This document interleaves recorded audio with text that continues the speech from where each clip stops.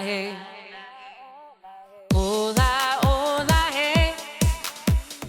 Hola, hola, hey.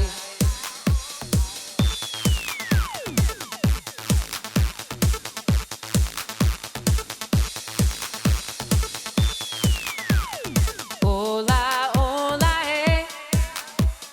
Hola, hola, hey. Hola, hola, hey. Hola, hola, hey. Feel it, come on, let it flow. We're flying higher and higher to the place where love and soul. Feel it, come on, let your body move higher and higher. We are dancing to the groove.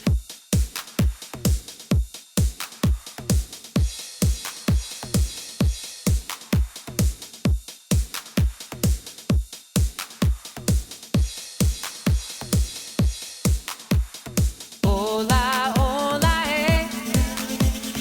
Hola, hola, hey. Hola, hola, hey. Hola, hola, hey.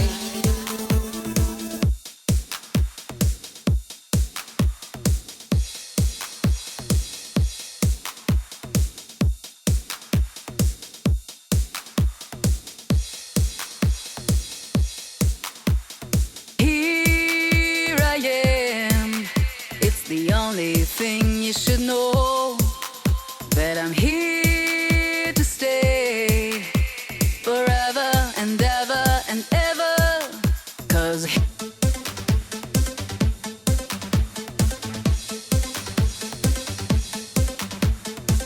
what I need is somebody for me. I need something like a hero, yeah, something like a hero. What I need is somebody for me. I need something like a hero, yeah, something like a hero.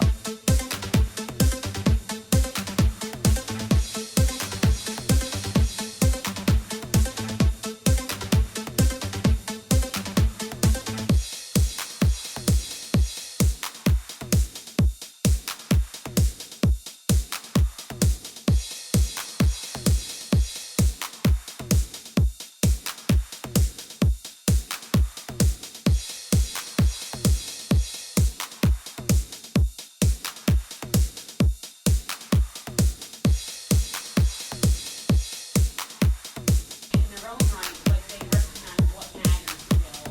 And I think that both Rico and Shino are some really special artists who, they're able to, they're kind of like Gordon Parks, photographing for Harper's Bazaar and Vogue, but then photographing, gang members in Harlem and like families that are like living in horrible tenements. It's like, but they're taking something and turning it around, and I think it's miraculous, and I love the positive attention that you're drawn to a group of people who absolutely deserve it. And so, without further ado and more babbling, I'd like to introduce Rico Washington.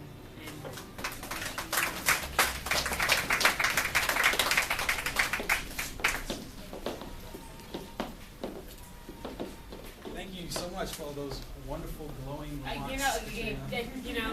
Just speaking the truth, sir. It really makes us feel good. Thank you for coming out from every borough that you come from, Brooklyn, Queens, even if you come from Staten Island. Anybody from Staten Island? Not that Very far. nice. Yeah. But it really means a lot to us that this is here, in this space, in the Gordon Parks Gallery, which is somebody that has greatly influenced the both of us. It's just a wonderful documentarian and artist in general. But reading off our list of accomplishments, it's great to hear your resume out loud versus just looking at it on paper. But I think one of the things that really motivated me and Shino to do what we did with this project was because we both come from the media.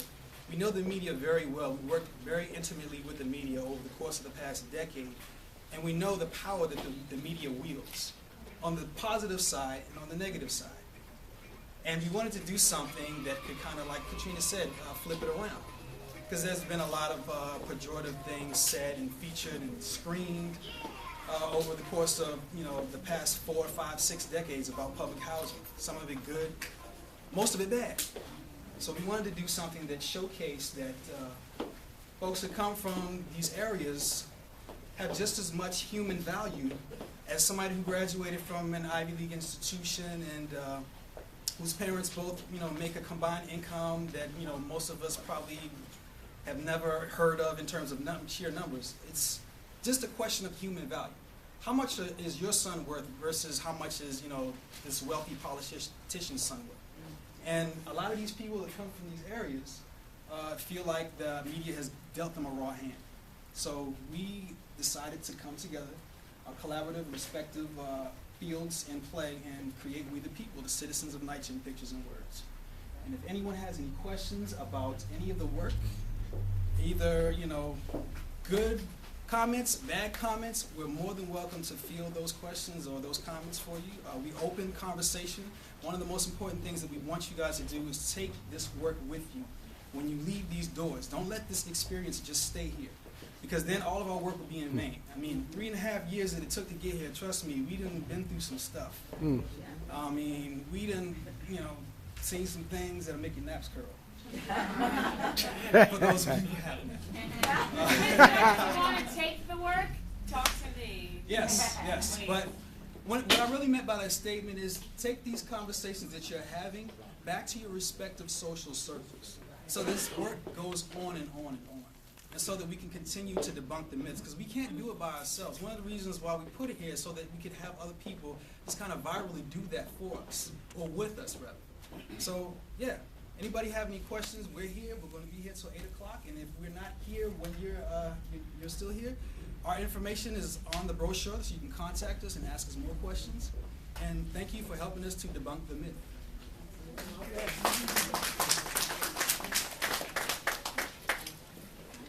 Question.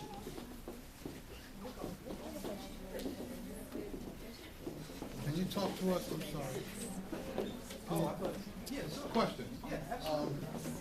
What was some of your inspirations behind some of the photographs that you took, and if you might be able to just point out a couple that's just in your recent, just nearby, and talk to us a little bit about it, that we have the opportunity to have you here, Maybe it and would we want to good be able to. To maybe start where you started, if you have some earlier images, and then move forward.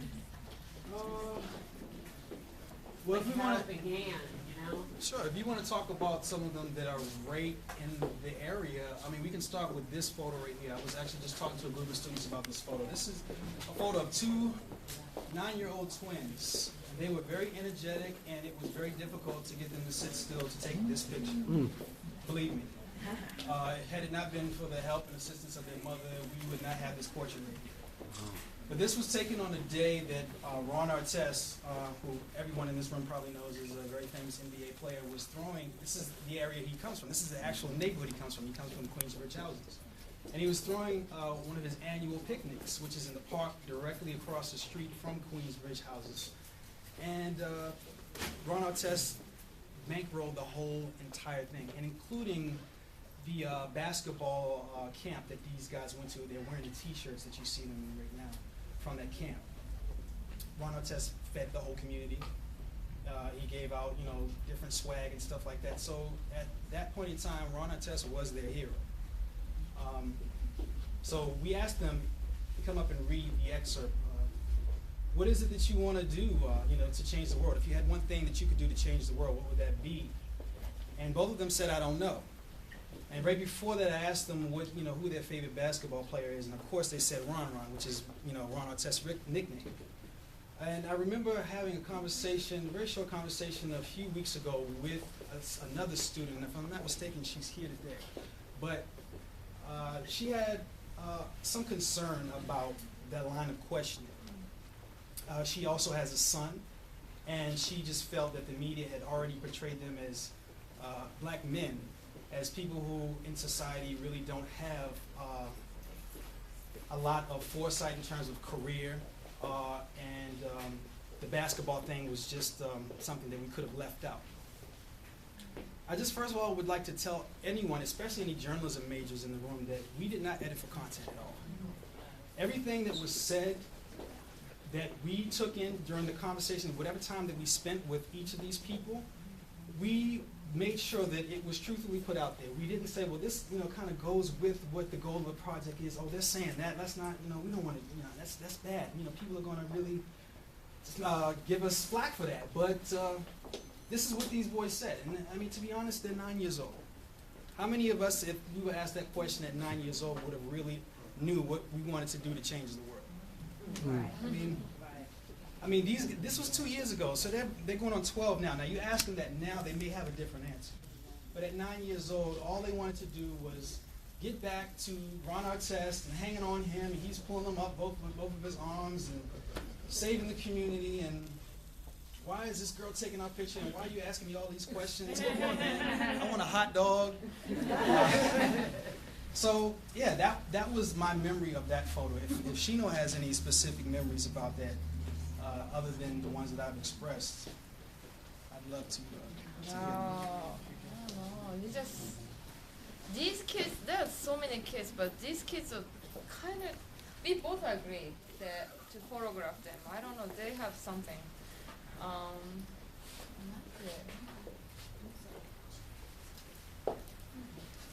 They stood out among the bunch of kids. I can't even explain, and I think this picture explain.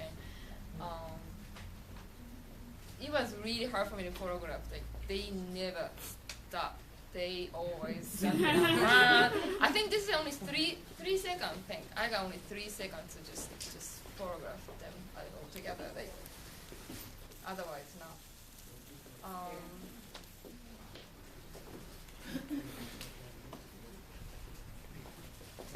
We photographed also Ephraim, the one on the black shirt by the housing project, and then Romantis, they left project, but they coming back. They always come back to the community.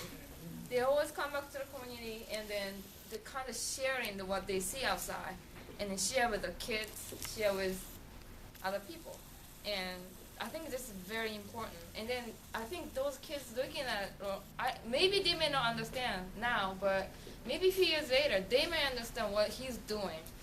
And I think it's very important, and I hope I can show this through this picture and then, give the people idea. And I'm not, although I taking pictures of people from housing project, but I just don't leave and not coming back. I don't do that. As a matter of fact, my husband from housing project, and I go back all the time, and I like to spend time with them. And sometimes people think I'm from Daily News because, well, maybe I don't. Are you from Daily News? No, I'm not from Daily News. Yeah, people think I'm a reporter or something. No, I just like to be there and then spend time with kids. And yeah. There's something really innocent but extremely mature about their appearance. And again, it brings me back to Gordon Parks, and he's got this photo of Red Jackson, who was the leader of a gang when he was 16, and he's in this broken down, empty housing tenement. And it's right after one of his friends got murdered, essentially. It was right after the funeral, and he knew he was going to get jumped, killed. So him and Gordon ran into this building, and Gordon took this picture of him just looking outside smoking.